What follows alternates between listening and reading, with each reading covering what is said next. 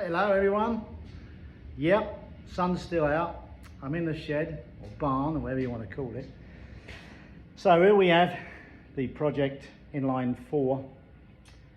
Still ain't sure which way I'm going with it, but I just want to use some of the parts up that's literally laying around here in the barn, and some stuff in the rafters that I brought down. So I want to try and at least use some of it up and see what I can come up with. So far, I put a little bracket I made a while ago with a little single speedometer, a 2.5. It's calibrated for the 750, so it's I think at 22,640, something like that, 2,640 revs or whatever. Anyway, it's all calibrated and I've used them tons of times. I was going to put two singles here, but I think I'll just run that for the time being anyway. I have a carcass case, you know, that I put in, and here's another problem too that people ask me all the time.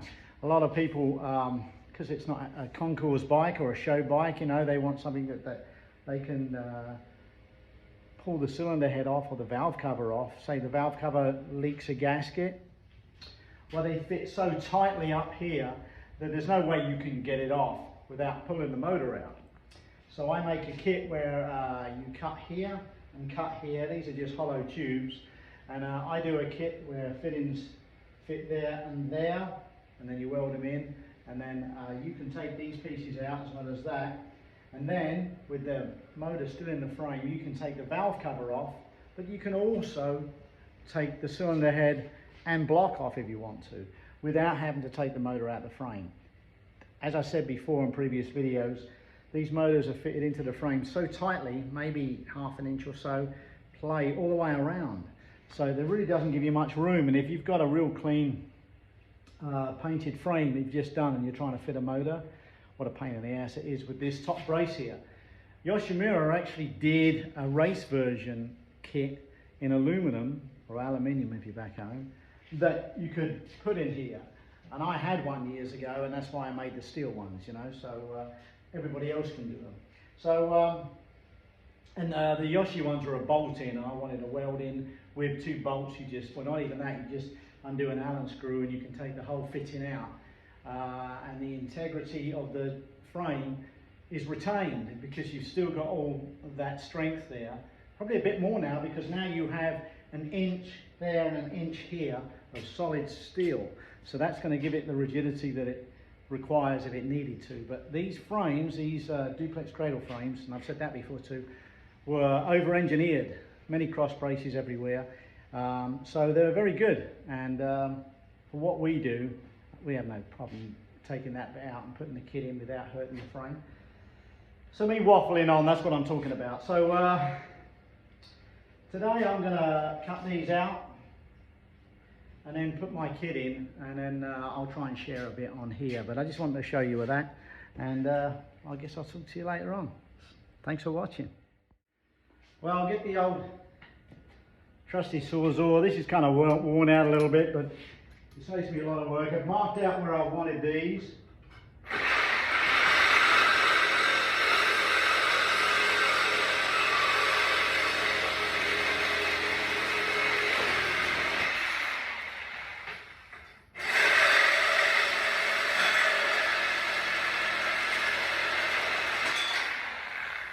Out. Get out. Alright, so what I do is I take this triangle out. I leave a little bit there so I can grind it smooth, you know. Don't want to cut into the frame. So I take this H section out, and then I make a new section up out of 1 inch 065, and then I put my adapters in. So now you've got all this room. I know this looks scary, but it really isn't. Done this many times. So basically I have an adapter that goes into there, and you weld it in, but it has two release bolts, one there, one there, one there, one there. Pull it out and then you can get to the head and everything. So I just really wanted to show you that, and how easy it is to do. Just make sure you measure evenly, and yeah, you're good to go. Alright, I've cleaned this area up. Here's my little fittings. There's a couple of ways you can do them. You can measure them put these into the tube. I've cut the tube in to allow for the thickness of that, which is 1 inch. 1 inch, there's 2 inches off the overall length from here to here. So take this measurement and take off 2 inches. That's what I usually do. Or you can literally fit the inserts with the bolts out, you know, obviously. Okay, and that's where eventually they're going to be welded on the seam here, and on the tube. But if you take right now a measurement from the edge of the insert to there, we have 11 inches, which is basically really that. So I'll show you what I do in a minute. Okay, back again. So I have this. You just put the insert in. There's a couple of ways you can do it, but you can fit this way, right? If you can see, let me get down that way. And then I put the other insert. I've actually taken the bolt out, so you can mock this up against it. I just use a socket Allen key. It's just lightly in there. So as you can see right now, rigidity is back. What I do sometimes is drill a hole there and a hole there and underneath, just because it allows you to spot weld. And then and the same here on the tubing. And then what I do then is I actually take these out, then I weld the bungs in, then I weld the tube and then put it back in. So it's always nice and strong. And then you just literally undo them Allen bolts and you can pull that out and get to the cylinder head. It really is a simple job. Forgive my grubby hands, but anyway, as you can see close up now, the inserts are fitted. Let's do an above so you can see.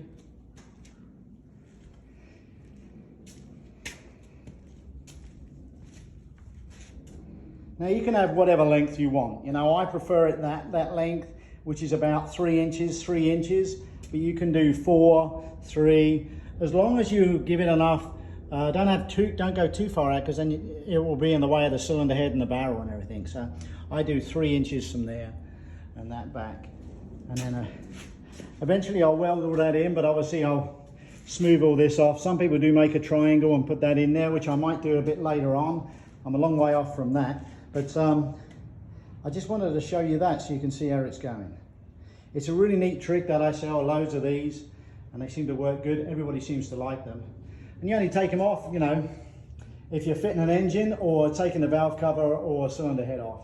But it just makes it a whole lot easier than struggling, especially if you're on your own like me, and then trying to fit stuff on your own.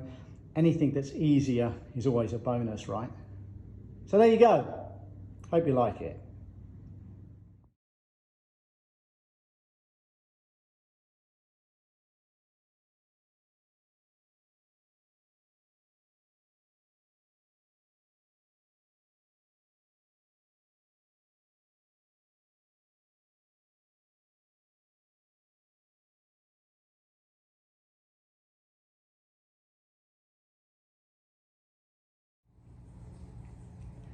Well, there you go. I've put them rails back in again. Haven't welded them yet because I'm not at that stage.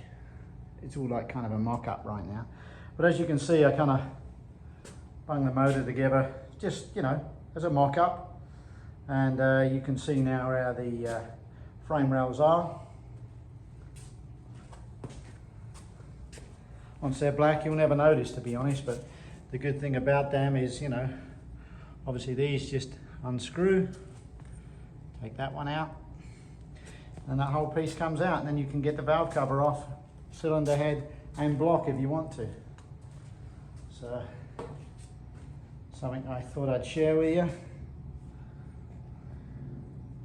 Taking shape anyway. No idea where it's going to go, but it's looking all right. Just thought I'd share it and put it on the website.